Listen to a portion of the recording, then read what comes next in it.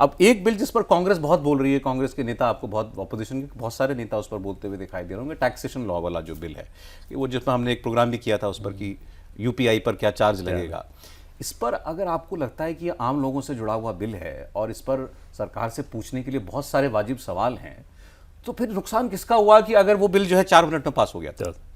और वहाँ पर फिर अगर आप एक तो चर्चा करें और फिर ये बताएं कि जैसे उस व्यवस्था को सुचारू तरीके से बनाए रखने में तकरीबन जो बैंक हैं या दूसरी जो संस्थाएं हैं उनका लगभग 20,000 करोड़ रुपया मान लीजिए खर्च हो रहा है, तो उसके लिए आपके पास क्या अल्टरनेटिव हो सकता है, क्या करना चाहिए सरकार को? अगर सरकार वो कर रही है, गलत कर रही है, तो आप हाउस में फिर ये बताएं ना कि नहीं इस 20,000 करोड़ की भरपाई तो ऐसे की जा सकती है, तो फिर ज़्यादा समझ में आएगा लोगों को। अब जहां तक स्कोर की बात है, देखें राहुल गांधी तो यही बताएंगे कि मेरे जैसे उन्होंने कल प्रेस कॉन्फ्रेंस में कहा कि हमारे सवालों से डरकर गृह मंत्री और प्रधानमंत्री सदन में नहीं आए।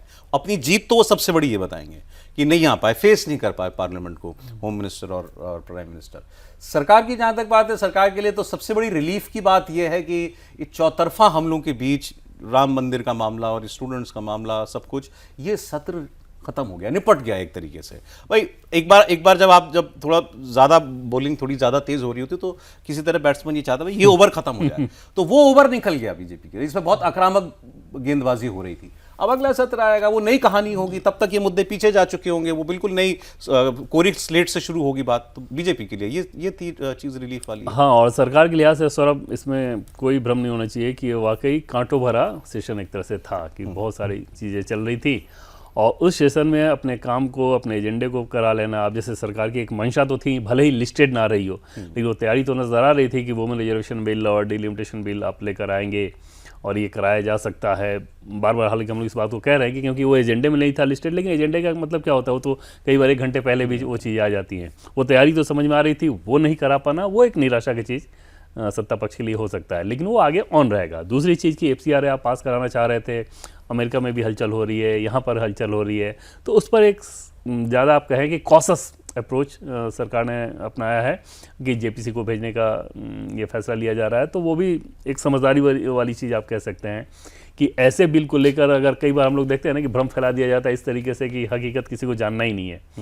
जो क्रिश्चियन डेलीगेशन मिला वो HM से हमें सोर्सेज से जानकारी जब मिल रही थी कि जब इन प्रावधानों को बता रहे थे तो वो लोग भी हैरान हो रहे थे, उन्होंने भी ज़्यादा उसको पढ़ाई नहीं की थी कि हाँ स्टडी करके वो नहीं आए थे। तो उस कंडीशन में वो बेहतर था कि आप उसको टालें।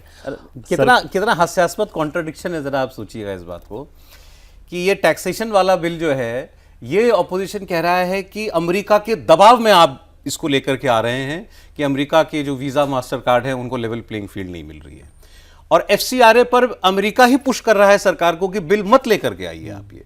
तो वहां तो आपको उल्टा लॉजिक देना चाहिए कि यहां भी मत झुकना अमेरिका के सामने। अमेरिका कह रहा है FCRA बिल मत पास करो तो तुम जरूर करना बिल पास, लेकिन ये मतलब अच्छा जो है आपको स्वीकार है, बाकी दूसरा नहीं। FCRA पे तो वाकई सौरभ की अगर अपोजिशन को ऐसा लग रहा है कि अमेरिका के ऊपर से दबाव है, कह रहे हैं तो उनको तो ज्यादा कहना चाहिए कि भाई लेकर आओ इस बिल को, इसको पीछे JPC और मत भेजो, पास ने कह दिया, सबने कह दिया वो तो। हाँ वही कह रहे हैं, तो उसमें तो अपोजिशन को ज्यादा ये कहना चाहिए कि आप लेकर आइए, हम लोग एकदम से सपोर्ट करने को तैयार हैं कि ऐसा कैसे चलेगा कि कन्वर्जन चलेगा फंडिंग के नाम पर और हम लोग उसको होने दें।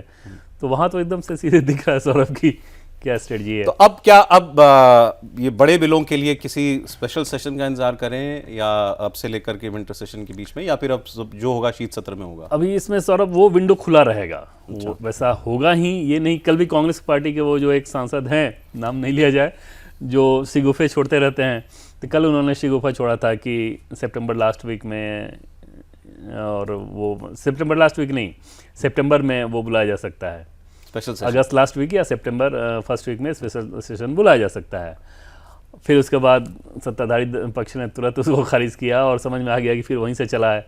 आज जब उनसे कोई कुछ पूछ रहा था तो वो कह रहे थे कि नहीं मैं कोई और बात प्लांट नहीं करना चाहता, कोई और बात बताना नहीं चाह रहा था।